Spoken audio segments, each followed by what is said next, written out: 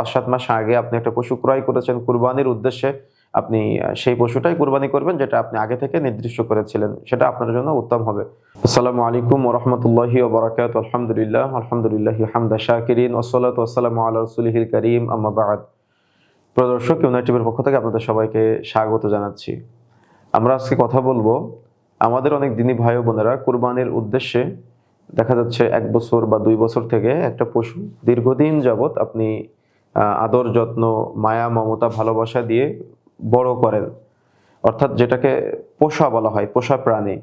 আবার অনেকেই বাজার থেকে কুরবানির উদ্দেশ্যে 1 মাস 2 মাস বা 5 মাস আগে পশু ক্রয় করে নিয়ে আসে। তো দেখা যাচ্ছে ঠিক ঈদের সপ্তাহখানেক আগে বা দেখা যাচ্ছে মাসখানেক আগে অন্য একটা পশু মনে হলো যে যেটা আমি এতদিন কুরবানির জন্য ফিক্সড করে রেখেছিলাম এর চাইতে এই পশুটা বেশি ভালো হবে।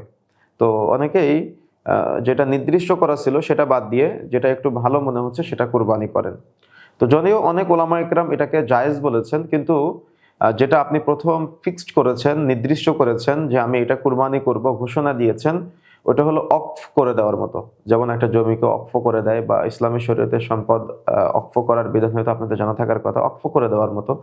তো যদিও পশুটা যেটা আপনি এতদিন পুষেছিলেন বা এতদিন আপনি চিন্তা ভাবনা ছিল যে আমি এটা কুরবানি করব, তার চাইতে এখন যে পশুটা আপনি পাচ্ছেন সেটা একটু তুলনামূলক আপনার কাছে ভালো মনে হচ্ছে বা সুন্দর মনে হচ্ছে। যদিও ওলামায়ে কেরাম অনেকে জায়েজ বলেছেন, তবে জমহুর ওলামায়ে কেরামের মত অনুযায়ী আপনি যেটা ফিক্সড করে রেখেছিলেন, অক্ফ করে দিয়েছিলেন, সেটা আপনি কুরবানি করবেন, সেটা আপনার জন্য বেশি উত্তম হবে। যে আপনি এতদিন আদর যত্ন মায়া মমতা ভালোবাসা দিয়ে কুরবানির জন্য পুষেছেন বা দেখা যাচ্ছে 5-7 মাস আগে আপনি একটা পশু ক্রয় করেছেন কুরবানির উদ্দেশ্যে, আপনি সেই পশুটাই কুরবানি করবেন যেটা আপনি আগে থেকে নির্দিষ্ট করেছিলেন, সেটা আপনার জন্য উত্তম হবে।